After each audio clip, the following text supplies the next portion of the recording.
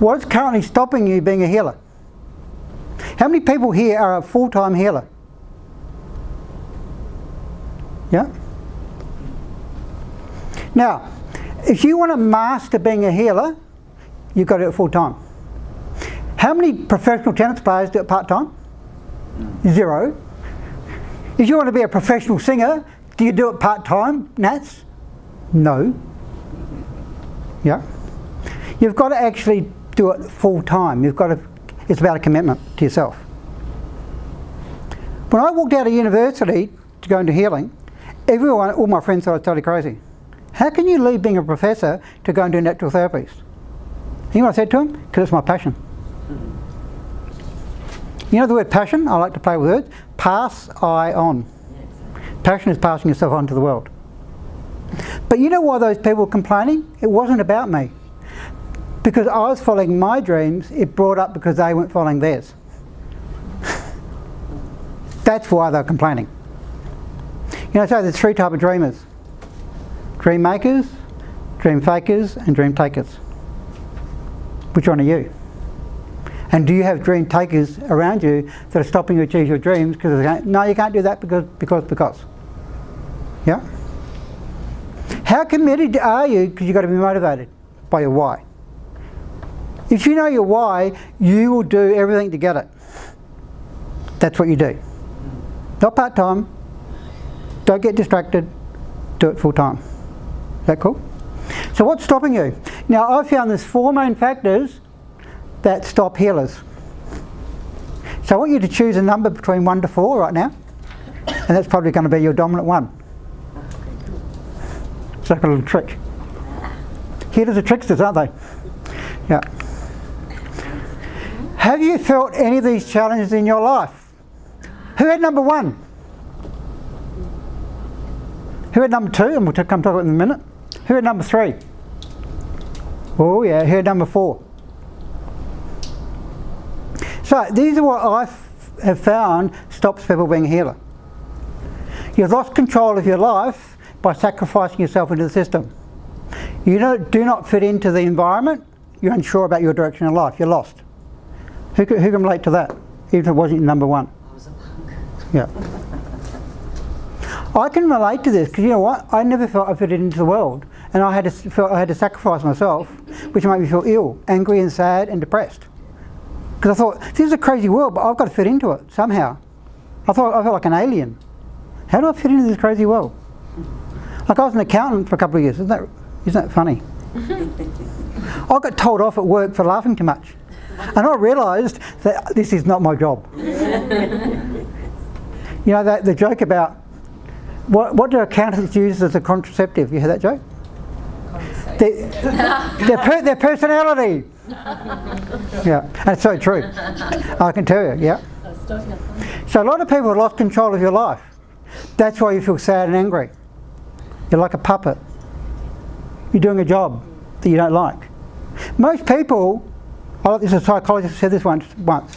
Most people, they work to create money. They work in a job they don't like to buy things they don't need. Yeah. What a crazy world. Yeah, it's crazy. Yeah. I was worried the world was crazy, then I thought I was crazy, but then when I did a lot of healing, I realised, no, I'm right. The world's crazy in the sense that people are unconscious. They're traumatised. We live in a world of traumatised people. They're very toxic, they're very traumatised. People talk about the toxic environment in the world. The most toxic thing on earth is humans. That's why Earth might clear them off. You know what I mean? Because it's like a cancer to the Earth. Yeah, so if you're right about toxicity, mainly it's humans, because they're so toxic. Yeah? People lack confidence. This is a really big one. People lack confidence in not feeling good enough to be a healer. Who can relate to that? Yeah? I certainly relate that to when I was starting. Because I had dominating people around me when I was a child and felt controlled. I felt very disempowered, and I felt like I couldn't really express myself. And I really lacked confidence, a lot of shame and a lot of guilt. That's why I was trying to sacrifice myself into this world, which felt really awful. And I never felt really good enough. And if you don't feel good enough as a healer, you're never going to go and do it. Because I know, talking to people, you know what they say? how do I deserve to be a healer? I've had all this life of rubbish and shit and stuff. No, that's what makes you be a healer. It's the opposite. I call it your SOS, your story of struggle. You turn it into a story of strength. The struggles you've gone through in your life and what you've overcome, they're what you can actually help other people with.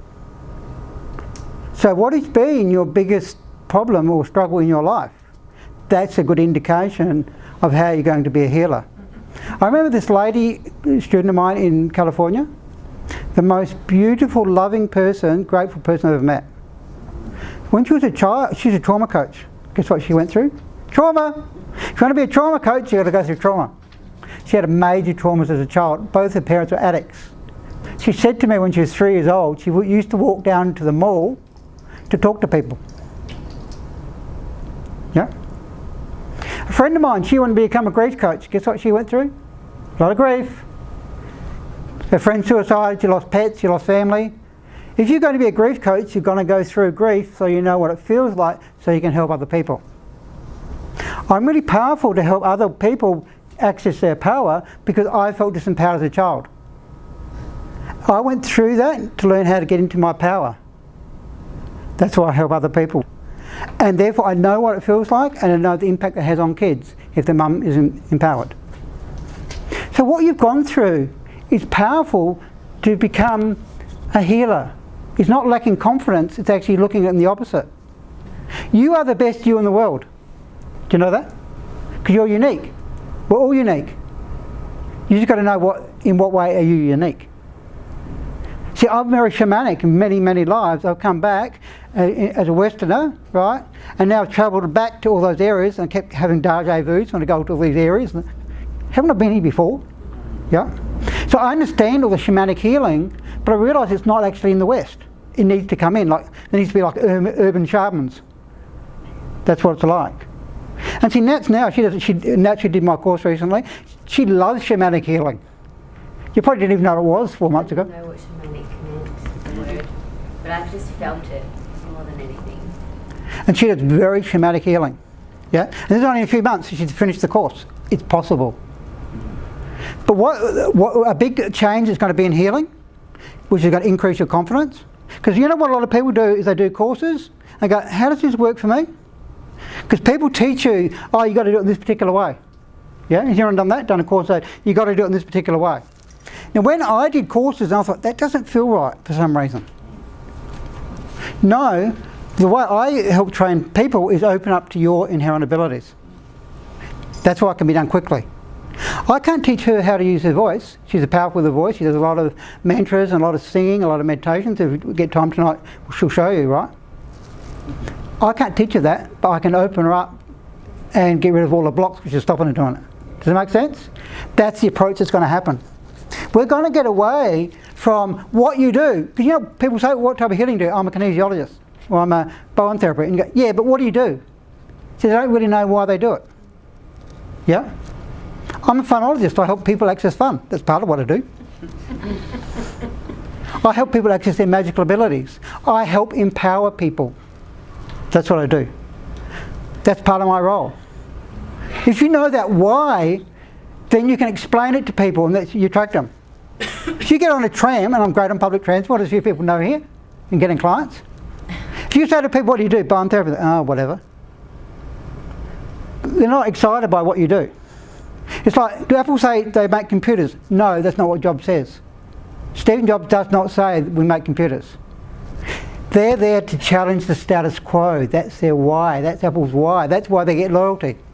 That's why people line up for 6 hours to buy an iPhone. How many people line up for 6 hours to buy a PC? Not many. See, they've created loyalty because they're connected to the why. Same as your clients. If you want to develop loyalty, you've got to create your why. Why do you do it? People feel that passion. Why? Because it's related to something in your life. Does it make sense? So learning healing modalities that lack clarity of how you can do healing. I've sort of just related to that point. Yeah? This is going to change. There's going to be a revolution. Healing now is going to be teaching people to access their abilities.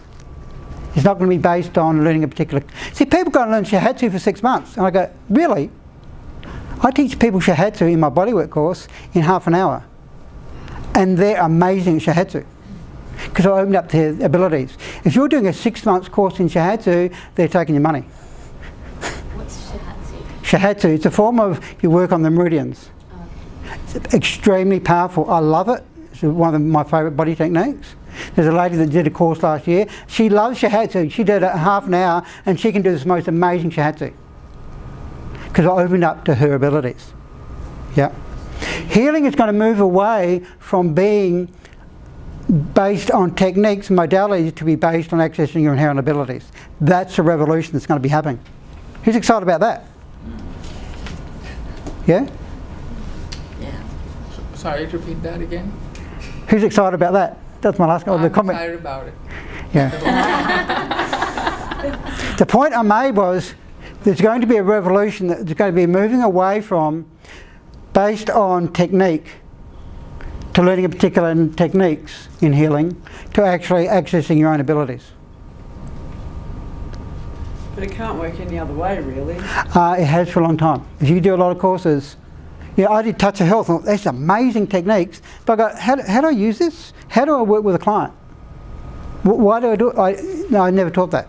But your power can only really ever manifest and come into form and play if you access that inner aspect of yourself, because that's the connection.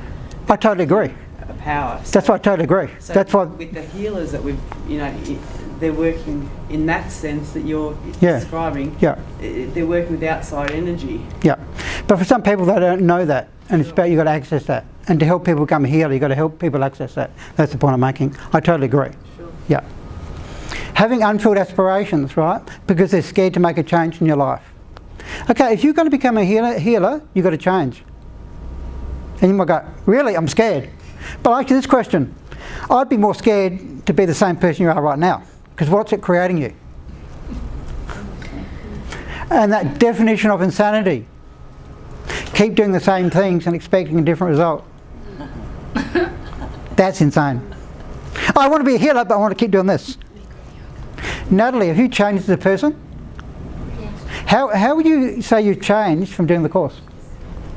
When I met Paul, I was living in Elwood and we met on a bus, and I was writing a program for children about being the creator. So I was wanting to create something for kids to help them understand, to live their own life and have their own dreams and all that. So I was stuck because I didn't really understand why I was doing it. Then I met Paul and he explained to me, he gave me the confidence to understand why. And then I started to get more confident with my own abilities. And that's how, what was the question? She's a politician. She's asking questions, not even knowing what it is. You've done it really well, haven't you? How is the course help you? Yeah, so it's helped me in a lot of ways, Yeah. and that's why I find it a challenge to answer it really fast, because there's a lot of ways that it's helped me. So I discovered my abilities, and then I learned how to use them through the course. But the course goes for a weekend, or I don't know how long this course goes for, but Longer, yeah. The one that I did went for a particular amount of time, but it felt like a year, and it's still going for me. It doesn't end when the course ends. So once you start doing shamanic work, you grow into it, and you're gravitated towards it when you have it already in your body, because we all have it in us. So it's just about letting that out and recognizing what's already in us. That's what I learned the most, actually. Cool. Yeah. Isn't that powerful? Yeah. Here's a person who's come into doing healing, which hasn't really involved in healing, and she's doing some amazing healing with people, like mind-blowing with people, yeah? Working with spirits in different dimensions, a whole range of things, yeah? Which a few weeks ago, remember you rang me, and she felt the spirit and she was scared of it. But is she not allowing that scared to stop her? I said, no, you've got to connect to that spirit, don't be scared of it, yeah?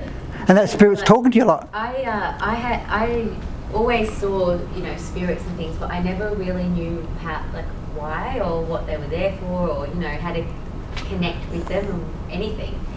And my very, very first healing experience was like the biggest one, I think, ever, where I had to do like an exorcism on a house and shift the energy in the house. But then the spirit that helped me do that ended up becoming a spirit guide to me, and I ended up accessing messages through my chanting through the spirit.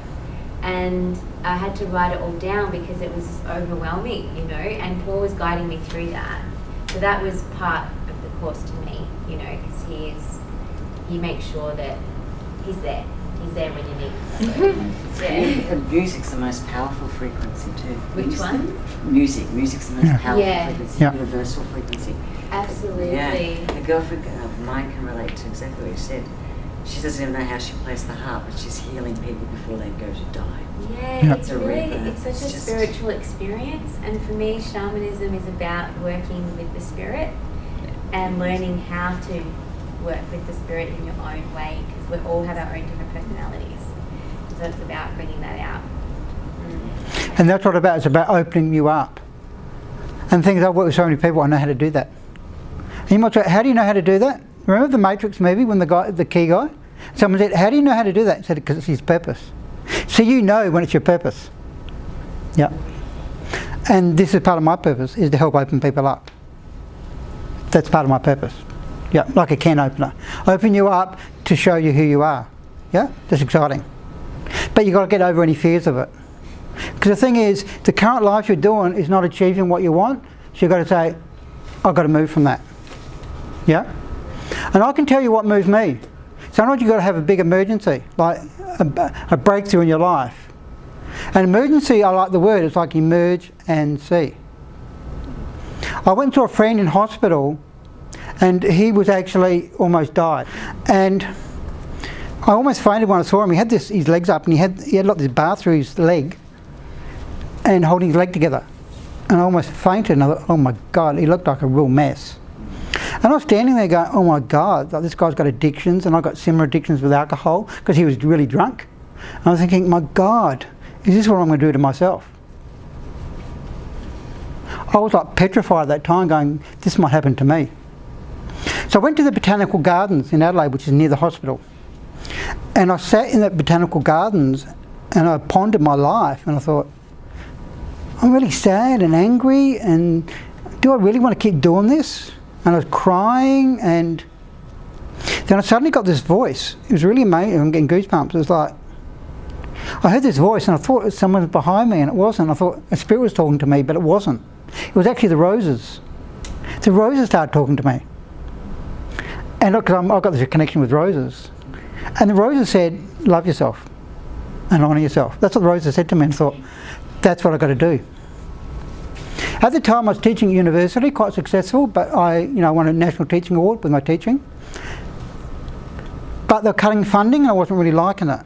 So I said, no, I've got to change my work today. So I went and put in for long service leave, and I never went back. Because I thought to myself, I don't want to end up in that hospital like him. And I thought, I'm going to change my life. It was like a life-defining moment for me. And I said, no, I'm going to actually learn how to heal. And that's how I became a healer.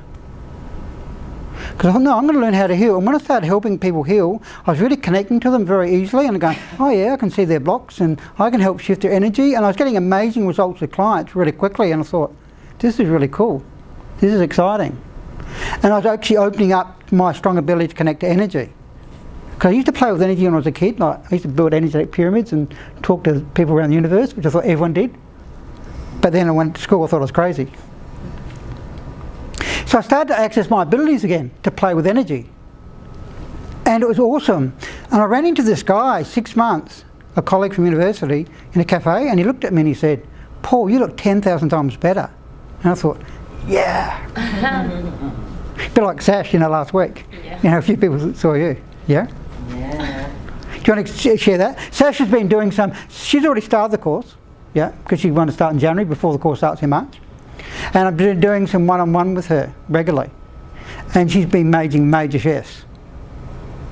Well, I knew it was working because I went to yoga this week and I hadn't seen Sophia for a while, and she was like, "What happened to you? You look so ripped in your body." And I'm like, "I have been doing less yoga, but I've been shifting heavy energies out of my body, and I feel amazing." And it was the energy. that Yeah, got me from and there this. was then I 3 or said, 4 what people happens? that night that said the same thing, and I was like, Energy "Wow, was- yes, So I helped her move. Can I talk about this? yes."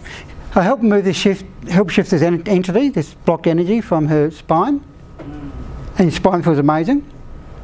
And you know what she said to me? I feel myself. I feel who I am from moving an entity. Yeah. Did you read her pain spot being in her back? Or She told me it was in the back. And Yeah. I realised it's been there for lifetimes, and I just thought it was like depression or achiness or whatever it was. I didn't know what it was, and it's been there for lifetimes. And then I found Bikram yoga as a way to manage the symptom, but I was resisting the entity, yeah. and I was addicted to Bikram yoga. I was going 6 times a week, and now I only have to go once or twice for the love of it and for a good sweat, Yeah. and I have all this time back. See, people even get addicted to yoga. Yeah. Not to say that yoga is bad, but you can be addicted to it and it doesn't work. Meditation. I watch people get addicted to ayahuasca. They've got to drink all the time, but they're not moving. You know what I mean? No, you got to unblock it. No, are you taking and doing it for the right? So, healing comes from inside, not from outside. So the techniques with her is I helped her connect to that. She had to go away and connect to the energy of it, and she helped remove it. And she did this ritual about sending it out to the sea, and there was an amazing change in her energy.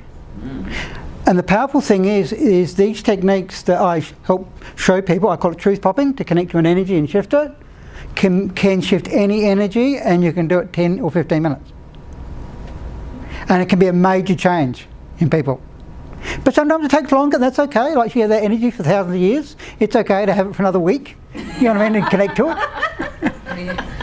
And then I had all these weird dreams that connected the dots. Remember with the spider? Yeah. God. So it's about helping people connect to who you are. That's the important part of healing.